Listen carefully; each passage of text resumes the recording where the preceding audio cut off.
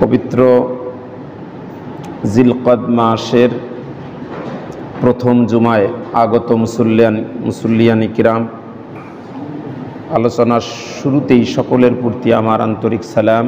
আসসালামু আলাইকুম ওয়া রাহমাতুল্লাহ। বলেন তো আরবি এটা কি মাস? আরবি কি মাস?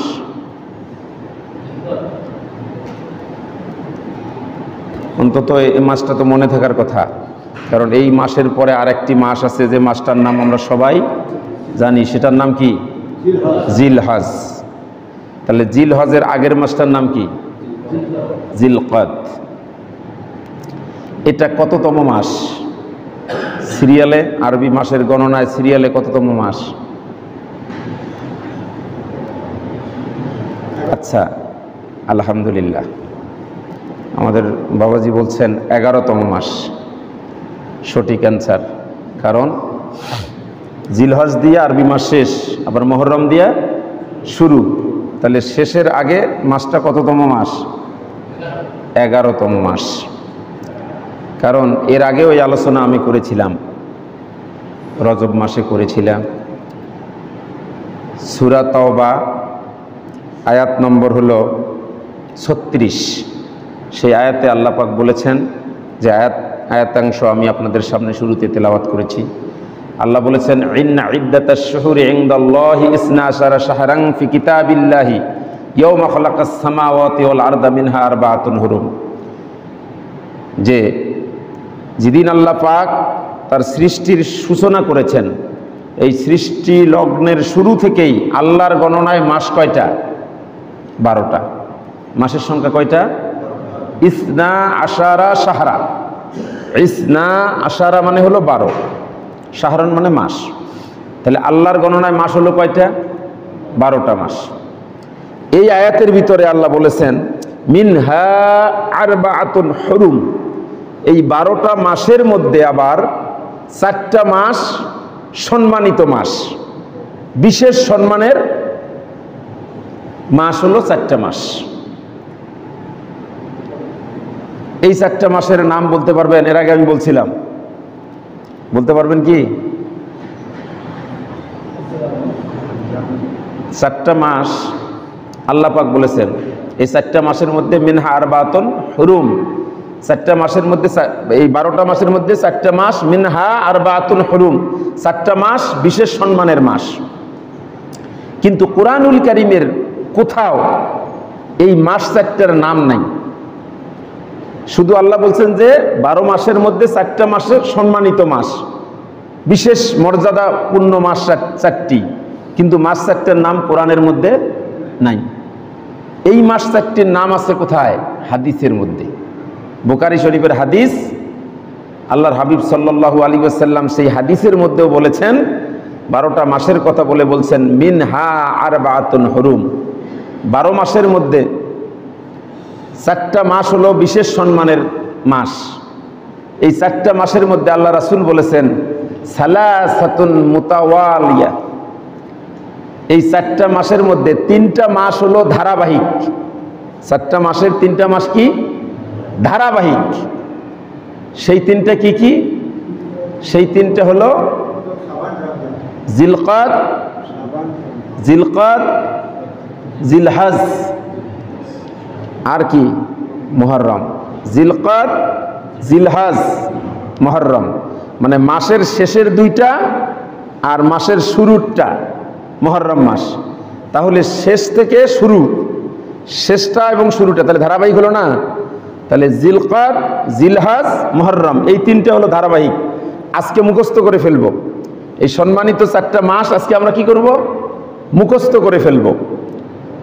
আমরা এই যে মসজিদে সপ্তাহে একদিন মসজিদে আসা হয়, এখানে আমাদের একটা উদ্দেশ্যই থাকবে, মানে ইন্নামাল আমালু বিন নিয়া।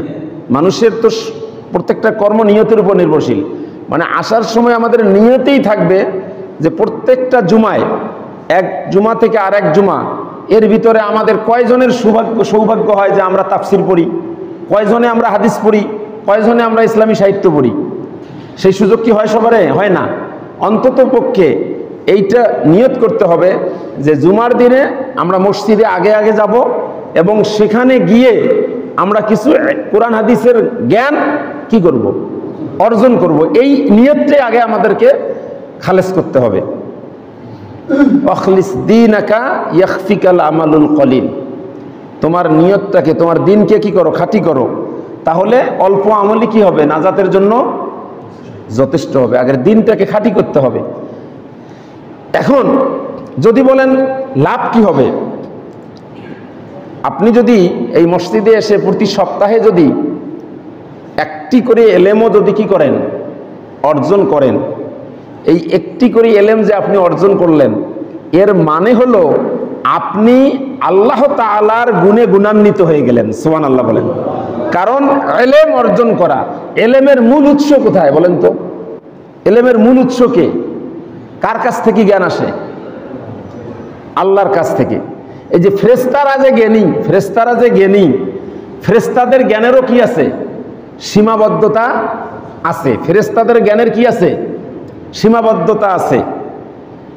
কারণ এই জ্ঞানের কথা, মানে জ্ঞানের মূল উৎস হলো আল্লাহ তাবারক ওয়া তাআলা, মানে সমস্ত জ্ঞান তার কাছ থেকেই চলে আসে।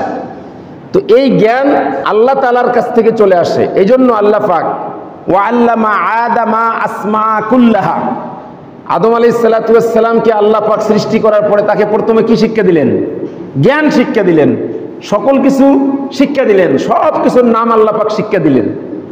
দেওয়ার পরে ফেরেশতাদেরকে আল্লাহ পাক প্রশ্ন করলেন, কিন্তু ফেরেশতারা কি করতে পারে না, উত্তর দিতে পারে না। ফেরেশতারা তখন কি বললেন?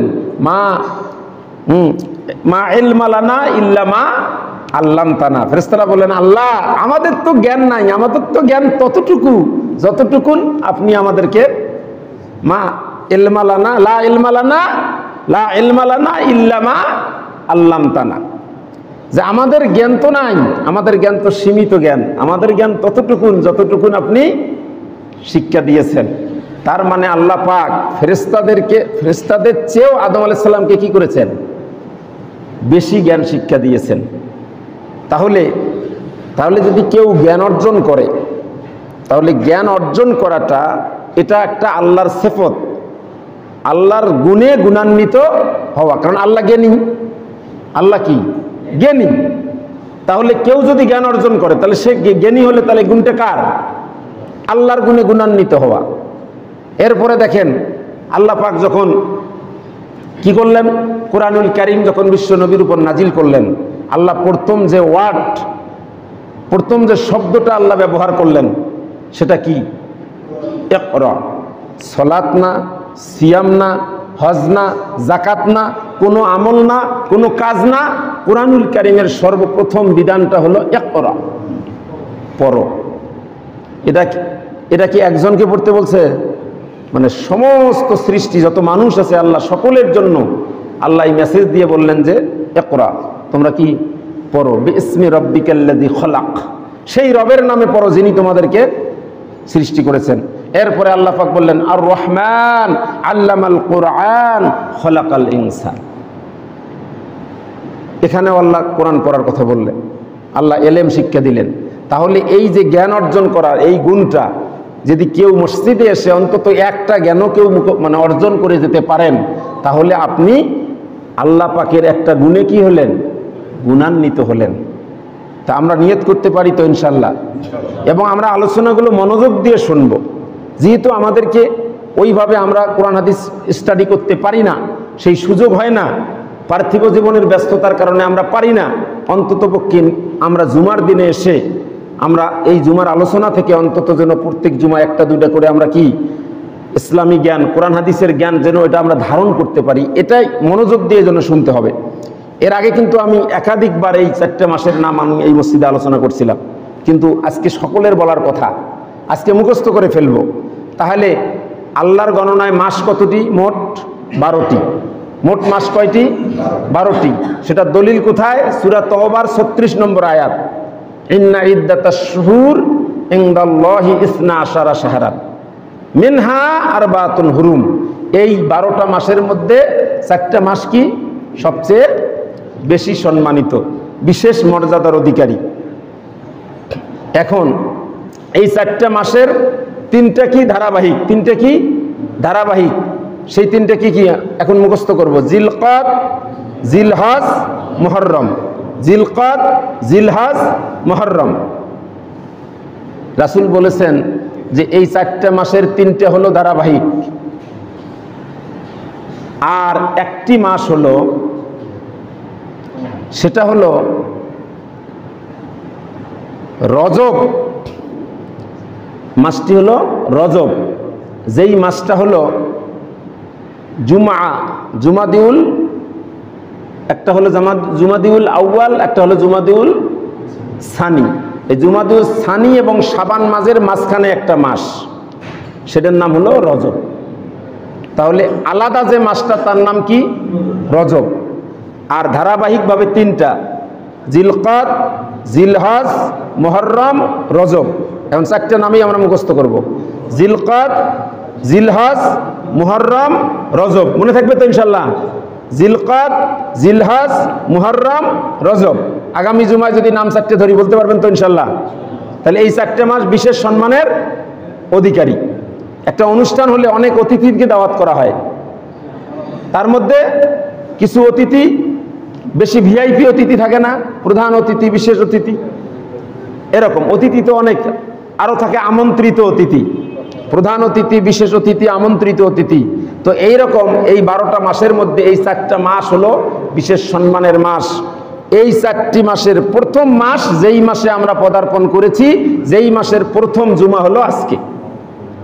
তাহলে সেই মাসটার নাম কি? জিলকদ।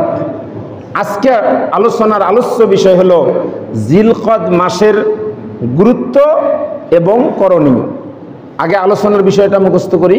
জিলকদ মাসের গুরুত্ব এবং করণীয় একাধিক কারণে, মানে অনেক কারণ আছে। জিলকদ মাসটার গুরুত্বের অনেক কারণ আছে, তার মধ্যে আমি উল্লেখযোগ্য কয়েকটা কারণ আজকে বলে এই মাসে করণীয়টা আমরা আলোচনা করব। উল্লেখযোগ্য কারণের মধ্যে 1 নম্বর যে কারণটা হলো, যেহেতু আল্লাহ রব্বুল আলামিন নিজে কোরআনুল কারীমে বলেছেন যে আমার গণনায় মাস হলো 12টি, আর 12টি মাসের মধ্যে 4টা মাস বিশেষ সম্মানের অধিকারী। এই 4টা মাসের শুরু মাসটাই হলো, 4টা মাসের 3টা মাস যে ধারাবাহিক, সেই ধারাবাহিক 3টা মাসের শুরুটাই হচ্ছে কি মাস দিয়ে? জিলকদ মাস দিয়ে। তাহলে যেহেতু আল্লাহ এই জিলকদ মাসটাকে কি করেছেন? গুরুত্ব দিয়েছেন, মর্যাদা দিয়েছেন। তাহলে এ কারণেই এই জিলকদ মাসের গুরুত্ব আমাদের কাছে কম না বেশি? এটা হলো একটা কারণ। জিলকদ মাসের গুরুত্বের 2 নম্বর কারণ হলো, আপনারা শুনেছেন হযরতে মূসা আলাইহিস সালাতু ওয়াস সালামের কথা, গত জুমায় আলোচনা করেছিলাম। ওই যে মূসা আলাইহিস সালাতু ওয়াস সালামের সম্প্রদায় বনি ইসরাঈলরা আল্লাহ রাব্বুল আলামিন যখন তাদেরকে আদেশ করলেন যে তোমরা এখন কি করো, বাইতুল মুকাদ্দাস তথা তোমাদের সেই পিতৃপুরুষের আবাসস্থল সেই জেরুজালেম পুনরুদ্ধার করার জন্য তোমরা এখন তাদের বিরুদ্ধে কি করো? যুদ্ধ করো। বলছিলাম না গত জুমায়? তখন মূসা ইসলামের জাতির লোকেরা কি বলেছিল? যে আমরা যুদ্ধ করতে পারবো না, আপনি এবং আপনার রব গিয়ে কি করেন? যুদ্ধ করেন। এই কথা বলার কারণে আল্লাহ রাব্বুল আলামিন তাদের প্রতি আল্লাহ গুসা হলেন, রাগ হলেন। এই কারণে আল্লাহ রাব্বুল আলামিন ওই জাতিটাকে একটা শাস্তি দিয়েছিলেন 40 বছর। বলছিলাম না? 40টা বছর তাদেরকে এমনভাবে শাস্তি দিলেন, একটা নির্দিষ্ট একটা এলাকার মধ্যে তাদেরকে আবদ্ধ করে রাখলেন 40টা বছর। ওই এলাকার বাহিরে তাদের যাওয়ার কোনো সুযোগ নাই। সকালবেলা যদি তারা রওনা দেয়, সারাদিন অতিক্রম করার পরে সন্ধ্যাবেলা দেখে যেখান থেকে রওনা দিয়েছে সেখানেই পড়ে আছে। আল্লাহ পারেন কি পারেন না? এমনভাবে ওদেরকে একটা নির্দিষ্ট জায়গার মধ্যে, ওই তুর পাহাড়ের কাছাকাছি, ওই সিনাই উপত্যকা বলছিলাম না, ওখানে এমনভাবে তাদেরকে আবদ্ধ করে রাখছেন, ওই নির্দিষ্ট এলাকার বাহিরে ওদের যাওয়ার কোনো সুযোগই আল্লাহ রাখেন নাই 40 বছর ধরে। অপরাধ কি? আল্লাহর রাস্তায়, আল্লাহর নবীর সাথে তারা সহযোগিতা করে বাইতুল মুকাদ্দাস পুনরুদ্ধারের জন্য তারা যুদ্ধ করতে রাজি হয় নাই এই অপরাধে। এবং তারা এমনভাবে আল্লাহ রাসূলকে বলছে যে আপনি এবং আপনার রব গিয়ে যুদ্ধ করেন। এই কথাটা কি আমাদের রাসূল সাল্লাল্লাহু আলাইহি ওয়াসাল্লামকে কোনো সাহাবী বলেছিলেন? রাসূল সাল্লাল্লাহু আলাইহি ওয়াসাল্লাম কোনো আদেশ করলে কোনো সাহাবী কি কখনো এই কথা বলেছেন যে আপনি আপনার রব গিয়ে যুদ্ধ করেন? বরং সে এই কথা বলেছেন, ইয়া রাসূলুল্লাহ আপনি থাকেন, আমরা আপনার ডানে বামে সামনে পিছনে এমনভাবে আমরা থাকব, শত্রুপক্ষের যত আঘাত আসুক আমরা আমাদের জীবন উৎসর্গ করে দিব, আমাদের রক্ত রাজপথে ঢেলে দিব, কিন্তু আপনার শরীরে একটা আসরও লাগতে ঢাল হিসাবে আমরা ব্যবহার করব। সাহাবীরা এই কথা বলছিলেন। কিন্তু সেই অবাধ্য ইহুদি জাতি মুসা ইসলামের উম্মতেরা বলছিলেন আপনি এবং আপনার রব গিয়ে কি করেন। এটা কিন্তু আল্লাহ সহ্য করেন নাই, এই জন্য এই শাস্তিটা তাদেরকে দিয়েছেন। এই শাস্তি দেওয়া অবস্থায় যেই এলাকাটাতে তাদেরকে আবদ্ধ করে রাখছেন ওই এলাকার মধ্যে প্রচন্ড গরম সূর্যের তাপ। এবার ওই জাতির লোকেরা মুসা ইসলামকে বললেন, ও আল্লাহর পয়গম্বর মুসা, আপনি আপনার রবকে বলে দেন, আমাদেরকে তো শাস্তি দিয়েছে 40 বছর, শাস্তি তো ভোগ করতেছি, তো শাস্তিটা একটু আরামে ভোগ করতে দেন। আল্লাহকে বলেন শাস্তি তো দিছে, শাস্তিটা যেন একটু আরামে আমরা কি করতে পারি, ভোগ করতে পারি। এত সূর্যের তাপ কি সহ্য হয়? তো একটু ছায়ার ব্যবস্থা করেন না কেন? আল্লাহর পয়গম্বর মুসা আলাইহিস সালাম আল্লাহর কাছে ফরিয়াদ করলেন, ও আল্লাহ, আমার জাতির লোকেরা তো এরা ভুল করেছে, এদেরকে তুমি যে শাস্তি দিয়েছো এখানে তারা একটা নির্দিষ্ট এলাকার মধ্যে অবস্থান করছে, কিন্তু সূর্যের প্রখর তাপে তারা সহ্য করতে পারতেছেন না। ও আল্লাহ, দয়া করে মেহেরবানি করে আমার এই জাতির লোকগুলোকে তুমি একটু ছায়ার ব্যবস্থা করে দাও। সঙ্গে সঙ্গে আল্লাহ রাব্বুল আলামিন মুসা ইসলামের দোয়া কবুল করার পরে আল্লাহ রাব্বুল আলামিন সেই এলাকার মধ্যে আল্লাহ মেঘ দিয়ে ছায়ার ব্যবস্থা করে দিলেন। কোন অবস্থায়? শাস্তি ভোগ করা আল্লাহর দয়া দেখছেন, আর এরা কত নিমক হারাম দেখছেন। শাস্তি ভোগ করা অবস্থায় আল্লাহ তাদেরকে কি করলেন? রোদের মধ্যে কি দিলেন? ছায়া দিলেন। এবার আরামে অবস্থান করতেছে, বলতেছে মুসা, তুমি তো আমাদের কাছে আমাদের জন্য আল্লাহর তোমার রবের পক্ষ থেকে ছায়ার ব্যবস্থা করলা, কিন্তু ক্ষুধা যে লাগে খাবো কি? এখন খাওয়ার ব্যবস্থা করে দাও। আল্লাহ পাক আবার মুসা ইসলাম আল্লাহর কাছে দোয়া করলেন, আল্লাহ, আমার জাতির লোকেদের থাকার ব্যবস্থা তো আরামের করে দিলা, কিন্তু এরা খাবে কি? তুমি তো এমন শাস্তি দিয়েছো নির্দিষ্ট এলাকা পার হয়ে যেতে পারে, সারাদিন পথ চললেও ওই যেখানে ছিল সেখানে। এখন এরা খাবে কি? আল্লাহ রাব্বুল আলামিন এই অবাধ্য জাতিকে শাস্তি ভোগ করা অবস্থায় সেই আসমান থেকে জান্নাতি খাবার মান্না এবং সালোয়া খাবারের ব্যবস্থা করলেন। সুবহানাল্লাহ। এই অবস্থায় তাদেরকে কোন খাবার দিচ্ছে? আল্লাহ পাক যত নবীর উম্মত আছে সবচাইতে মুসা ইসলামের উম্মত এই বনি ইসরাইল, এদেরকেই আল্লাহ পাক সরাসরি যত নিয়ামত দিয়েছেন, সরাসরি নিয়ামত এদেরকে সবচেয়ে বেশি দিয়েছেন। তারপরে এরাও সবচেয়ে বেশি নিমক হারাম জাতি। এবার তারা মান্না সালোয়া খাচ্ছে। এবার বলতেছে, ও আল্লাহর পয়গম্বর মুসা, খাবারের তো ব্যবস্থা হয়ে গেল, কিন্তু পিপাসা লাগে। কি লাগে? পিপাসা লাগে। তা তুমি একটু তোমার রবকে বলে একটু পানির ব্যবস্থা করে দাও। এবার আল্লাহ পাক বললেন, ও আল্লাহ, আমার জাতির লোকগুলো তো তুমি শাস্তি দিচ্ছ, ওরা শাস্তি ভোগ করতেছে, কিন্তু খাবার দিলা খাচ্ছে, কিন্তু এখন তো পিপাসা লাগে পানি।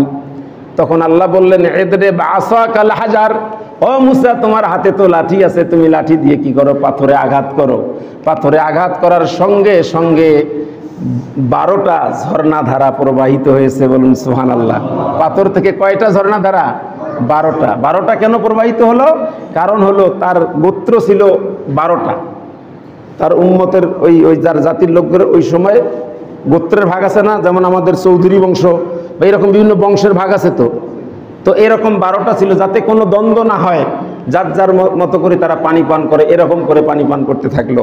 তো যাই হোক, এই যে মুসা আলাইহিস সালাতু ওয়াস সালাম এই জাতির লোকদের জন্য আল্লাহ রাব্বুল আলামিন এই জাতির লোকদের হেদায়েতের জন্য মুসা আলাইহিস সালাতু ওয়াস সালামকে আল্লাহ একটা কিতাব দিয়েছিলেন। নাম কি? তাওরাত কিতাব। এখন এই জাতির লোকগুলোকে হেদায়াত করার জন্য আল্লাহ পাক মুসা ইসলামকে দিবেন তাওরাত কিতাব। কিন্তু এই তাওরাত কিতাব মুসা আলাইহিস সালামকে দেওয়ার জন্য আল্লাহ শর্ত দিলেন যে তাওরাত কিতাব তোমাকে এমনি এমনি দেব না, তোমাকে আমি যে জীবন বিধান দিব এটা এর জন্য তোমাকে একটা কর্মসূচি পালন করতে হবে, তোমার জন্য একটা ওয়ার্কশপ আছে। সেই ওয়ার্কশপটা হলো আল্লাহ রাব্বুল আলামিন মুসা আলাইহিস সালামকে বললেন ওয়াদনা মুসা 30 লাইলা, ও মুসা তোমাকে 30 রাত এই তুর পাহাড়ে তোমাকে কি করতে হবে? ধর্ণা দিতে হবে। তোমাকে তুর পাহাড়ে এসে 30 দিনের একটা কর্মসূচি পালন করতে হবে। আল্লাহ রাসূল জাবালে নূর পাহাড়ে তিনিও ধর্ণা দিয়ে আল্লাহর কাছে যখন ধ্যানে মগ্ন থাকা অবস্থায় কি পাইছেন? কুরআনুল কারীম পেয়েছেন। তো মুসা আলাইহিস সালামকে আল্লাহ বললেন তোমাকে তোমার এই অবাধ্য জাতিদের হেদায়েতের জন্য আমি একটা জীবন বিধান দিব, সেই জীবন বিধান তোমার এই অবাধ্য জাতিরা যদি অনুসরণ করে তাহলে তারা কি পাবে? নাজাত পাবে। তারা কোথায় যাবে? জান্নাতে যাবে। কিন্তু সেটার জন্য শর্ত হলো কয় রাত? রাতের কথা কেন বললো? আসলে আরবিতে দিন, আমরা যেটা দিন হিসাব করি, রাত মানেই ওটাই দিন, কারণ আরবিতে সময়টা কোনটা আগে আসে? রাত। আমরা যেমন দিন বলি 30 দিন, তো আরবির হিসাবটা কিন্তু রাত থেকে শুরু হয়, এটা আমরা জানি। এই জন্য বললেন 30 লাইলা, তোমাকে যে আমি কিতাব দিব এর জন্য তোমাকে কয় রাত্রি থাকা লাগবে তুর পাহাড়ে? 30 রাত। এরপরে আল্লাহ ওই আয়াতে বললেন 30 দিন যখন হয়ে গেল বললেন না না মুসা হবে না, তোমাকে আরো 10 দিন থাকা লাগবে। সুবহানাল্লাহ বলেন। কেন? কারণটা কি? 30 দিনের কথা আল্লাহ আগে বললেন, আবার বললো যে না না 30 দিনে হবে না, আরো 10 দিন থাকা লাগবে। আচ্ছা আপনারা জানেন আমাদের বাড়িতে যখন মেহমান আসে, খুবই কাছের মেহমান, খুশি আপনজন মেহমান যখন আসে, যখন এরকম করে 10 দিন মানে থেকে যখন যেতে চায়, তখন আমরা কি বলি? যে আর কয়টা দিন, আর কটা দিন থেকে যান। এটা কিসের কারণে? মহব্বত কমের কারণে না বেশির কারণে? হ্যাঁ, আমাদের যত মহব্বতের জিনিস তারা তাড়াতাড়ি চলে যাক এটা কেউ চায় না। আল্লাহ বলে যে তোমাকে আমি ডেকে এনেছি, এখানে তুমি আমার ধ্যানে থাকবা, তোমার সাথে আমি কথা বলবো, আর এইটা 30 দিনে শেষ হবে না, না এটা কম হয়ে গেছে, এটা হবে না, তোমাকে আরো 10 দিন থাকা লাগবে। তখন আল্লাহ রাব্বুল আলামিন মুসা আলাইহিস সালাতু ওয়াস সালামকে আরো 10 দিন রেখে 40 লাইলা 40 রাত আল্লাহ পাক পুরা করে তাকে কি দিয়েছেন? তাওরাত কিতাব দিয়েছেন। 40 সংখ্যাটার একটা গুরুত্ব আছে। আল্লাহ রাসূলকে আল্লাহ পাক নবুয়ত দিয়েছেন কত বছর বয়সে? 40 বছর বয়সে। হযরত ইউনূস আলাইহিস সালাতু ওয়াস সালাম মাছের পেটে ছিলেন কতদিন? 40 দিন। এই জন্য আমাদের তাবলিগ জামাতের ভাইয়েরা এনারা কিন্তু একটা চিল্লা করছে, সেটা কয় দিন? 40 দিন। 40 সংখ্যার কিন্তু একটা গুরুত্ব আছে। তো এখন এই যে 40 দিন তুর পাহাড়ে থাকার পরে যে মুসা আলাইহিস সালাম নবুয়ত পেলেন, এই নবুয়তের 40 দিন মুফাসসিরিনে কিরাম বলেন, হযরতে আবু বকর ইবনে আরাবী রাহিমাহুল্লাহ বলেন, এই 40 দিনের মধ্যে তিনি বলেন আন্না 30 লাইলা 30 জিলকদা ওয়া আশরুম মিন জিলহজ্জা। এই 40 দিন যে উনি ওখানে ছিলেন, এই 40 দিনের মধ্যে 30 দিনেই হলো এই জিলকদ মাসের, আর 10 দিন হলো জিলহজ মাসের। তাহলে মুসা আলাইহিস সালামকে আল্লাহ পাক যে কিতাব দিলেন, এই কিতাবের জন্য তাকে 40 দিন সেখানে সাধনা করতে হয়েছে। এই 40 দিনের 30 দিনে কি ছিল? জিলহজ মাস। এই জন্য জিলহজ মাসটার গুরুত্ব আমাদের কাছে কম না বেশি? বেশি। এখন বলতে পারেন ওটা তো আমরা তো মুসা নবীর উম্মত না। আচ্ছা আপনারা বলেন তো, মুসা আলাইহিস সালাতু ওয়াস সালামকে কেউ যদি নবী হিসাবে মেনে না নেয়, না নিয়ে আল্লাহর রাসূল কে যদি তার পরিপূর্ণভাবে ধারণ করতে চায়, তাহলে বলেন তো তাকে কি ঈমানদার বলা যাবে? কারণ মুসা আলাইহিস সালামকে নবী না মানলে তাকে ঈমানদার বলা যাবে না, কারণ ঈমানের শর্তের মধ্যেই তো আছে আমানতু বিল্লাহি ওয়া মালাইকাতিহি ওয়া কুতুবিহি ওয়া রুসুলিহি। মানে আপনাকে ঈমান আনতে গেলে সমস্ত আল্লাহর প্রতি ঈমান আনার পাশাপাশি ফেরেশতার প্রতিও কি রাখতে হবে? বিশ্বাস রাখতে হবে। সমস্ত আসমানি কিতাবের প্রতি বিশ্বাস রাখতে হবে এবং সমস্ত নবীদের উপরে কি রাখতে হবে? বিশ্বাস রাখতে হবে। এখন বলতে পারেন ওটা তো মুসা নবীর ঘটনা, ওটা দিয়ে আমাদের জিলকদ মাসের কি লাভ? তাহলে আমাদের নবীর ব্যাপারে কি জিলকদ মাসের কি কোনো গুরুত্ব নাই? এবার শোনেন, আমার আপনার পয়গম্বর বিশ্ব নবী জনাবে রাসূলুল্লাহ সাল্লাল্লাহু আলাইহি ওয়াসাল্লাম তিনি তার জীবনে উমরা করেছেন 4টা। কয়টা উমরা করেছেন? 4টা। আর হজ করেছেন কয়টা? মাত্র 1টা। অবাক করার বিষয়, আমি অবাক হয়ে যাই, জীবনে মাত্র 1টা হজ করেই, যেই হজটাই বিদায় হজ, 1টা হজ করেই হজের এই বিধিবিধানগুলো পুঙ্খানুপুঙ্খ রূপে এমনভাবে তিনি উপস্থাপন করেছেন, কিয়ামত পর্যন্ত মানুষের হজ করতে কোনো সমস্যা। হজ করছেন কয়টা? 1টা। উমরা করছেন কয়টা? আজকে কিন্তু অনেকগুলো মুখস্থ করাবো, আজকের ক্লাসে অনেক পড়া, এই কতগুলো মুখস্থ করতে পারেন। প্রথমে 4টে মাস মুখস্থ করে দিছি। এবার রাসূল সাল্লাল্লাহু আলাইহি ওয়াসাল্লামের জীবনে উমরা করেছেন কয়টা? হজ করেছেন কয়টা? 1টা। আল্লাহর হাবিব সাল্লাল্লাহু আলাইহি ওয়াসাল্লাম তিনি যে 4টা উমরা করেছেন, আম্মা জান আয়েশা সিদ্দিকা রাদিয়াল্লাহু তাআলা আনহা থেকে বর্ণিত হাদিস, তিনি যে 4টা উমরা করেছেন তার মধ্যে 3টা উমরা করেছেন আলাদা আলাদা, আর 1টা উমরা করেছেন হজের সাথে। হজের সাথে উমরা করা যায় না? হজের সাথে উমরা করা যায়, হজ উমরা একসাথে করা যায়। কারণ হজ হজ হজ 3 প্রকার, ইফরাদ, তামাত্তু আর কিরান। এই যে হজে তামাত্তু 2 হজ একখানে করা যায়। 4টে উমরার মধ্যে 1টা উমরা ঢুকে গেছে একটা হজের সাথে, আলাদা হলো কয়টা? 3টা। আম্মা জান আয়েশা সিদ্দিকা রাদিয়াল্লাহু তাআলা আনহা বলেন, বিশ্বনবী সাল্লাল্লাহু আলাইহি ওয়াসাল্লাম যে 3টা হজ করেছেন, 3টা উমরা করেছেন, 3টা উমরাই করেছেন জিলকদ মাসে। সুবহানাল্লাহ বলেন। কোন মাসে? এই যে মাসটা পড়ছে জিলকদ মাস, এই জিলকদ মাসে তিনি 3টে উমরাই করেছেন। আর একটা উমরা করেছেন হজের সাথে, সেই উমরাটাও করেছেন কোন সময়? এই জিলকদ মাসে। জিলকদ মাসে হজ করে উমরা করে বাকিটা হজে করছেন। তাহলে এখন বোঝেন, আল্লাহ রাসূল যেহেতু তার জীবনে যত উমরা করলেন 4টে উমরা, 4টা উমরা যে মাসে করলেন সেই মাসের গুরুত্ব কম না বেশি? এবার আসেন এই জিলকদ মাসের আরেকটা গুরুত্বের কথা বলি, সেটা হলো এই যে হজ করার জন্য আমাদের এই যে সেক্রেটারি মহোদয়, মানে উনিও যাচ্ছেন এবার, না সভাপতি মহোদয়, না সভাপতি মহোদয় হজে যাচ্ছেন। তো এই যে যারা আমাদের বাংলাদেশ থেকে অলরেডি ফ্লাইট চলে গেছে, না যাচ্ছে, এই হজের কার্যক্রম শুরু হয় কোন মাস থেকে? এই জিলকদ মাস থেকেই হজের কার্যক্রম শুরু। এ কারণে জিলকদ মাসের গুরুত্ব। এরপরে আপনারা জানেন যে কাফির মুশরিকদের সাথে আল্লাহ রাসূলের একটা চুক্তি হয়েছিল, সন্ধি হয়েছিল, যেটার নাম হলো হুদাইবিয়ার সন্ধি। সেই সন্ধিটা হয়েছিল এই জিলকদ মাসে। এই রকম আরও একাধিক কারণ রয়েছে জিলকদ মাসের গুরুত্বের কারণে, মানে আমি মোটামুটি কয়েকটা বললাম। এর থেকে আমাদের তো মোটামুটি একটা ধারণা হলো যে এই মাসে গুরুত্ব ইসলামে আছে না নাই? আছে। এবার আসেন আমাদের করণীয়টা কি, এই মাসে আমরা করবটা কি? এই মাসটা যেহেতু সম্মানিত মাস, আচ্ছা সম্মানিত কোনো ব্যক্তি যখন সামনে আসে তখন মানুষের অবস্থার কি হয়? আগের অবস্থায় থাকে না, কিছু পরিবর্তন হয়।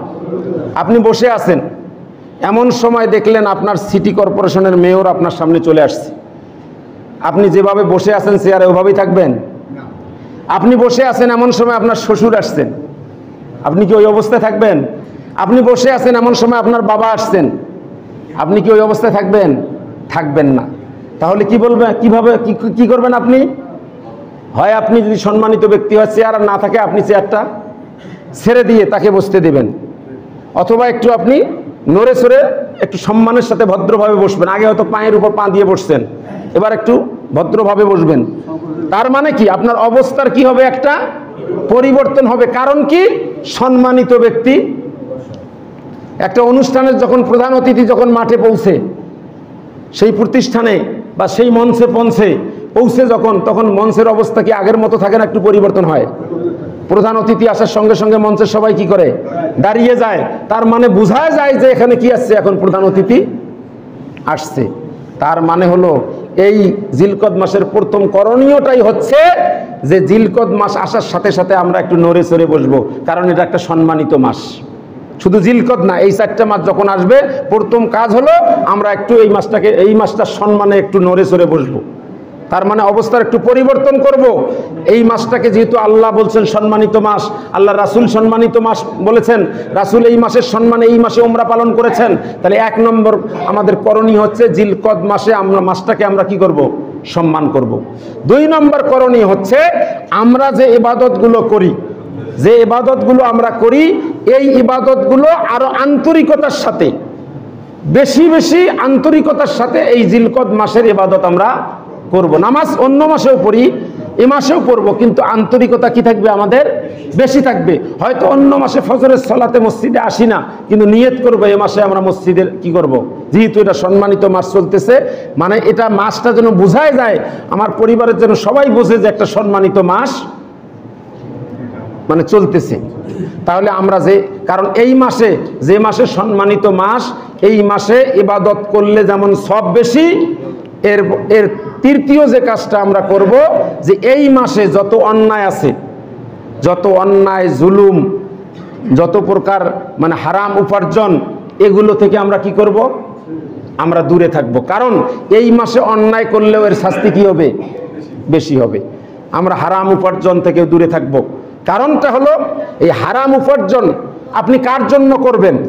আপনি কার জন্য হারামভাবে অন্যায়ভাবে উপার্জন করবেন? কারণ একটা মানুষ যদি বুঝতো সম্পদ, যেই সম্পদ তার নিজের সম্পদ নয়, এটা যদি মানুষ বুঝতো, একটা মানুষ জীবনে কোনোদিন কোনো মুসলমান 1টি টাকাও সে অবৈধভাবে কি করতো না, উপার্জন করতো না। কেন আপনি করবেন? কার জন্য আপনি করবেন? আচ্ছা, এখানে যারা আপনারা আছেন বলেন তো, এখানে আপনার দাদার দাদাকে কয়জন চেনেন? এখানে হাত তোলেন তো দেখি কেউ। দাদার দাদাকে আপনি দেখছেন, আপনি ভালো করে তাকে চেনেন, এরকম আছেন কেউ? দাদার দাদাকে দেখছেন এরকম একজন হাত তোলেন তো দেখি। একজন লোক নাই যে দাদার দাদাকে দেখছেন।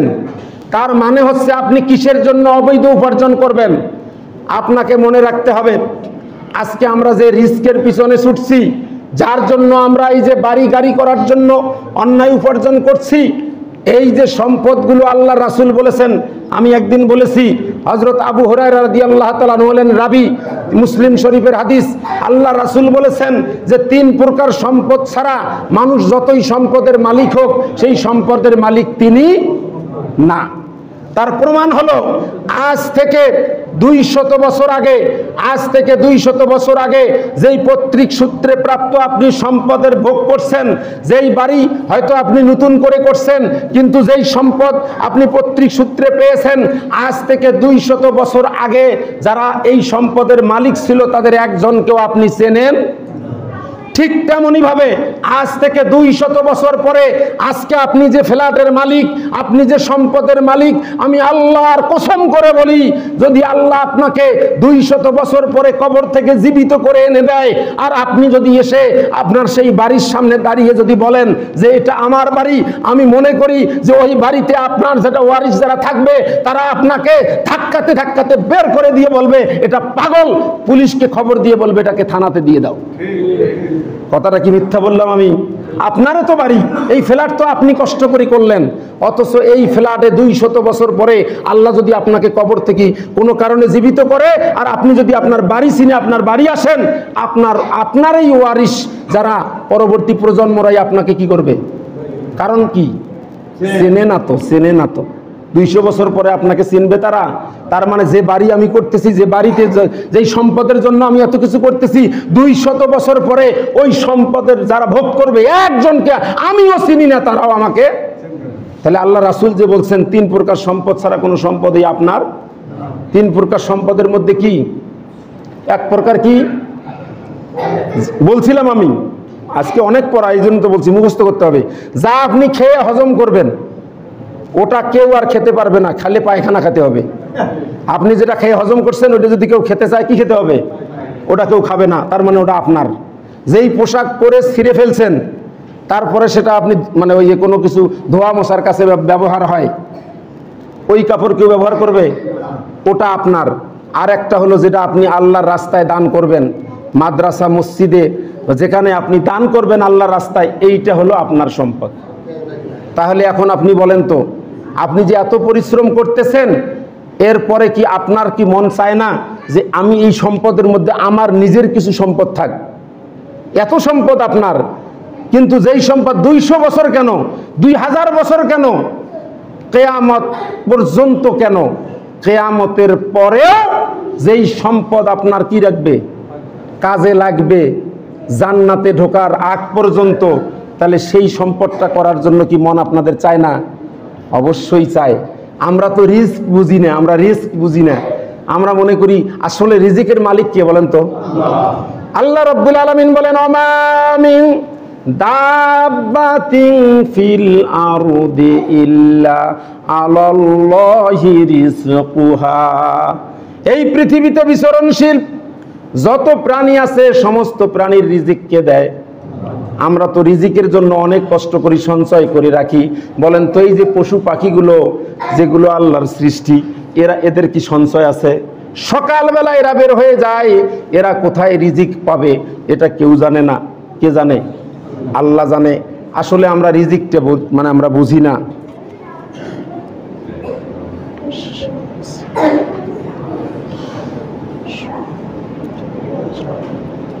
তাহলে রিজিক মানে সংক্ষেপে আমি বলতেছি, রিজিকের স্তর হলো 4টা। কয়টা স্তর? 4টে। আমরা তো রিজিকটা বুঝি না। রিজিকটার স্তরে হলো 4টে স্তর। একটা হলো সর্বনিম্ন স্তর, আজকে অনেকগুলো পড়া। একটা হলো কি রিজিকের স্তর কয়টা? 4টা।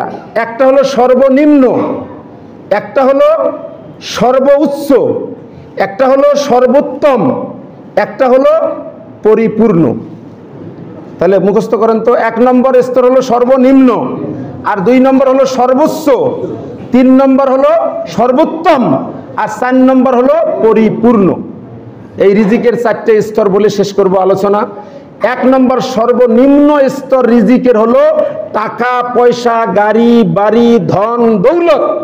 এইটা হলো রিস্কের, আল্লাহর দেয়া রিস্কের সর্বনিম্ন স্তর, যেটার জন্য আজকে আমরা হালাল হারাম তোয়াক্কা না করে, যেটার জন্য আমরা এটা করতেছি, অর্থ উপার্জন করতেছি, এই ধন দৌলত টাকা পয়সা গাড়ি বাড়ি যার যত থাক, সে আল্লাহর রিজিক পেয়েছে, কিন্তু সেটা কোন স্তরে? সর্বনিম্ন স্তর। আর রিস্কের সর্বোচ্চ স্তর হলো শারীরিক সুস্থতা এবং মানসিক সুস্থতা। একটা মানুষ শারীরিকভাবে সুস্থ, মানসিকভাবে সুস্থ, সেই মানুষটাও আল্লাহর রিজিক পেয়েছে এবং এটা রিজিকের সর্বোচ্চ স্তর পেয়েছে। আপনার কোটি কোটি টাকা আছে, শরীর কি নাই? ভালো নাই। তাহলে তো আপনার মন ভালো নাই, শান্তি নাই, শরীরে শান্তি নাই, মনে শান্তি নাই, টাকা গাড়ি বাড়ি দিয়ে আপনি কি করবেন? হ্যাঁ, তাহলে রিজিকের দ্বিতীয় স্তর হলো, সর্বোচ্চ স্তর হলো শারীরিক এবং মানসিক সুস্থতা। রিজিকের 3 নম্বর স্তর হলো সর্বোত্তম স্তর। সর্বোত্তম স্তর হলো পুণ্যবান স্ত্রী, মানে সতী সাধবী স্ত্রী এবং নেক সন্তান। যেই সন্তানের জন্য ইব্রাহিম ইসলাম দোয়া করেছিলেন, রব্বি হাবলি মিনাস সলিহিন, হে আল্লাহ আমাকে একটা নেক সন্তান দান করেন। যাদের সন্তান যাদের বখাটে, কুলাঙ্গার সন্তান যাদের সন্তান এডিক্টেড, নেশা করে, বিভিন্ন অপকর্মে জড়িত থাকে, ওই ফ্যামিলি জানে যে সন্তানের কি জ্বালা। কারণ আল্লাহ বলছে ইন্নামা আমওয়ালুকুম আওলাদুকুম ফিতনা, যে সন্তান এবং ধন সম্পদ সঠিকভাবে ব্যবহার করতে না পারলে কি হবে? এটা ফিতনা। তারাই বোঝে ফিতনা। তাহলে সর্বোত্তম রিজিকের স্তর হলো সতী সাধবী, অর্থাৎ নেককার স্ত্রী এবং নেককার সন্তান। আর রিজকের পরিপূর্ণ স্তর হলো আল্লাহর সন্তুষ্টি। রিজকের পরিপূর্ণ স্তর কি? আল্লাহর সন্তুষ্টি। তার মানে আপনি যদি আল্লাহর সন্তুষ্টি অর্জন করতে পারেন, তাহলে আপনি রিজকের পরিপূর্ণ স্তর আপনি পেলেন। কারণ আল্লাহ যদি সন্তুষ্ট হয়, তাহলে আপনার কোথায়? জাহান্নামে ঠিকানা হবে। কোথায়? জান্নাতে। তা যে জান্নাত পাবে সেই তো পরিপূর্ণ রিজক পেল আল্লাহর। তাহলে এখন আমরা বুঝলাম এই যে রিজিক শব্দটা একটা গভীর, একটা অর্থবহ শব্দ। আপনি আমি জানি না আমাদের রিজিক কোথায় আছে। আপনি আমি জানি না যে আমরা এই পৃথিবীতে, আল্লাহ রাব্বুল আলামিন আমাদেরকে সব নির্ধারণ করে দিয়েছেন। আমরা এই পৃথিবীতে কতদিন থাকব নির্ধারণ করেছেন আল্লাহ। আমরা এখানে কতটুকু খাবার আপনি খাবেন, এমনকি আপনি কয়টা লোকমা খাবেন, আপনি কতটুকু ভাত খাবেন, কতটুকু খাবার খাবেন, এই দানাটাও কার পক্ষে নির্ধারিত? আল্লাহর পক্ষে নির্ধারিত। রিজিকটা আমরা বুঝি না। আপনি ধরেন এই যে রিজিক যদি আপনার থাকে, আমরা যে এই রংপুরে বসে যে ফলটা খাচ্ছি, এই রংপুরে বসে যে ফলটা খাচ্ছি, এই ফলটা হয়তো এই ফলটা আসতেছে ইতালি এবং থাইল্যান্ড থেকে ইম্পোর্ট করা। এই ফলটা যখন কলিতে ছিল, যখন কলি অবস্থায় ছিল, তখনই আল্লাহ আপনার ওই জন্য ওই ফলটা বরাদ্দ করে রেখেছেন। এরপরে ওই ফলটাতে কতজন ওই ফলটা ছেঁড়ার চেষ্টা করেছিল, আল্লাহ সেটা ঠেক দিয়ে রেখেছেন। ওই ফলটা যখন ইম্পোর্ট হয়ে এসেছে, এই যে রংপুরের মার্কেটে ওই ফলটা কত কাস্টমারে ফলটা হাতাহাতি করেছে, নাড়াচাড়া করেছে, হয়তো পছন্দ হয়নি, হয়তো বা দামে বনেনি, ফলটা নেয়নি।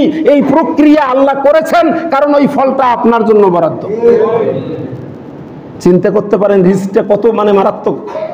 ওই ফল আপনার জন্য, যেদিনে ফলটা যখন ওই যে কলিতে ছিল, যখন পরিস্ফুটিত হয়নি ফল, তখনই আপনার নামে ওটা বরাদ্দ হয়ে গেছে। সুতরাং এই দেশ, এক দেশ থেকে আরেক দেশ পাড়ি দিয়ে সেটা আপনার এই রংপুরের মার্কেটে এসে আপনি কিনবেন, ওটা আল্লাহ ওইভাবে নির্ধারণ করেছে, এটাই হলো রিস্ক। কিন্তু আমরা সেটা বুঝি না। তাই আসুন, রিজিকের মালিক যেহেতু আল্লাহ, আর সর্বোচ্চ সন্তুষ্ট হলো আল্লাহর রিজিকের পরিপূর্ণ স্তর হলো আল্লাহ সন্তুষ্টি। আর আল্লাহ পাক এই সূরা তওবারই 111 নম্বর আয়াতে বলছেন, ইন্নাল্লাহা আশতারা মিনাল মুমিনিনা আনফুসাহুম ওয়া আমওয়ালাহুম বিআন্না লাহুমুল জান্নাহ, যে আল্লাহ তাআলা মুমিনের জানমাল এগুলো জান্নাতের বিনিময়ে কি করেছেন, কিনে নিয়েছেন। সুতরাং আমরা যদি জান্নাত পেতে চাই, তাহলে জানমাল এগুলো কাকে দিতে হবে? আল্লাহকে দিতে হবে। তার মানে মনে করতে হবে আমার যে সম্পদ, এগুলো কার সম্পদ? আল্লাহর। আমার জানটা কার? আল্লাহর। এটা আল্লাহকে দিয়ে দিয়েছি, আমি বিনিময়ে আল্লাহ আমাকে কি দিবেন? জান্নাত দিবেন। এখন এই জানমালটা ব্যবহার করব কার রাস্তায়? আল্লাহর রাস্তায়। এবার আমি আপনাদেরকে একটা প্রশ্ন করি, এই মসজিদের দান বক্সে একটা কৌটা যায়, আমি কিন্তু আজ পর্যন্ত শুনি নাই যে এখানে কত টাকা ওঠে। আপনারা এই যে মসজিদে প্রত্যেক জুমায় একটা কৌটা যায় না নামাজ শেষে, আপনারা কি এখানে আসলে কি সেভাবে দিচ্ছেন টাকা পয়সা? আমি তো জানি না, শুনিও নাই কয় টাকা ওঠে। কত টাকা করে ওঠে প্রতি জুমায়? এটা কি মানায়? এটা তো একটা গ্রামের মসজিদে, আমরা তো গ্রামের মসজিদেই দেখা গেছে, যেমন আমি যেখানে নামাজ পড়াইছিলাম এর আগে ভুনগামারিতে, সেখানেই তো 1000-1200 টাকা পর্যন্ত উঠতো। একটা তো উপজেলার একটা পর্যায়ের মসজিদে। আর এখানে আপনাদের যদি 400-500 টাকা এই যে আল্লাহর ঘরে আপনারা প্রতি সপ্তাহে দেন, এটা কি আসলে মানায়? হ্যাঁ, আচ্ছা, এটা কি বাড়ানো যায় না? কারণটা হলো কি, সব তো আল্লাহর সম্পদ, আর আপনি যেটা দিয়ে যাবেন এটা ছাড়া আপনার কোনো সম্পদ থাকবে না, এটা আল্লাহ রাসূল বলে গেছেন। তাহলে ইনশাআল্লাহ আমরা নিয়ত করব, আগামী জুমা থেকে আমরা এই পরিমাণটা আমরা অবশ্যই বাড়াবো। পারবো তো ইনশাআল্লাহ? যারা 5 টাকা দিয়েছি আমরা 10 টাকা দিব, কারণ বর্তমান যুগে 10 টাকা দেওয়া এটা কোনো ব্যাপারই না। কারণ একটা যদি আপনি এটা লাল চা খাবার যান, তাও 5 টাকা, একটা পান খেলে 5 টাকা, একটা পান একটা চা। আর যদি একটা দুধ চা খাবার যান তো 10 টাকা, একটা কফি খেতে গেলে তো আরও বেশি। তাহলে এটা কিন্তু কোনো ব্যাপারই না। আপনি 7 দিনে, অনেকে পান খাই, আমরা অনেকে চা খাই, 7 দিনের আপনার খরচ থেকে যদি আপনি ইচ্ছা করেন 10 টাকা 20 টাকা, আপনি প্রয়োজন বোধে একটা চা আপনি কম খাবেন দিনে, এরকম করে কিছু টাকা সেভ করা যাবে না? আপনার অতিরিক্ত টাকা ব্যয় করার দরকার নেই। আপনি যেটা খাচ্ছেন, মনে করেন আপনি দিনে 5টা চা খান, একটা চা কমাই দিবেন। এইরকম করে করে প্রতিদিনে যদি একটা করে চা কমান, তাহলে 7 দিনে 7টা চা। তাহলে সেটা যদি রং চা হয় তাহলে কত হয়? 5-7 35 টাকা। আর যদি দুধ চা হয় তাহলে 7-10 70 টাকা। তাহলে আপনি দেখছেন আপনার টাকা বাড়াতে হবে না, আপনার টাকা দিয়েই আপনি খালি একটা চা দিনে কম খাবেন। কার জন্য? আল্লাহর জন্য। নিয়ত থাকবে আমি আজকে প্রতিদিনে যে চা খাই, একটা চা এবার একদিনে একটা করে কম খাবো, 7 দিনে 7টা চায়ের টাকাটা আমি কি করব? আল্লাহর ঘরে মসজিদে এসে দিব। তাহলে দেখবেন যে আপনাদের এই কৌটার টাকার অ্যামাউন্টে কোথায় চলে যায়। এর জন্য আপনাকে বাড়তি কোনো কষ্ট এটা আপনার গুনতে হবে না, বাড়তি কোনো সমস্যা আপনার হবে না, পরিবারেরও সমস্যা হবে না। আর আপনি যে একটা চা কম খালেন, এর কারণে আপনার শারীরিক কোনো ক্ষতিও হবে না ইনশাআল্লাহ। আমি আপনাদের কাছে অন্তত আজকে বেশ কিছু মেসেজ আপনাদেরকে দিলাম, এবং এই বিষয়গুলো আপনারা মনে রাখার চেষ্টা করবেন, এবং আমাদের জীবনে, বাস্তব জীবনে আমরা আমল করার চেষ্টা করব। এই জিলকদ মাসটাকে আমরা সম্মানিত ভাবে সম্মান করব, আমল করার চেষ্টা করব। এবং এখান থেকে যে হজের শুরু, ইনশাআল্লাহ ধারাবাহিকভাবে এখন আমরা এই যে হজের বিষয়গুলো আমাদের পর্যায়ক্রমে আলোচনা করব। তো আল্লাহ রাব্বুল আলামিন আমাদের সকলকে তৌফিক দান করুক, এবং বেশি বেশি করে আমরা মসজিদে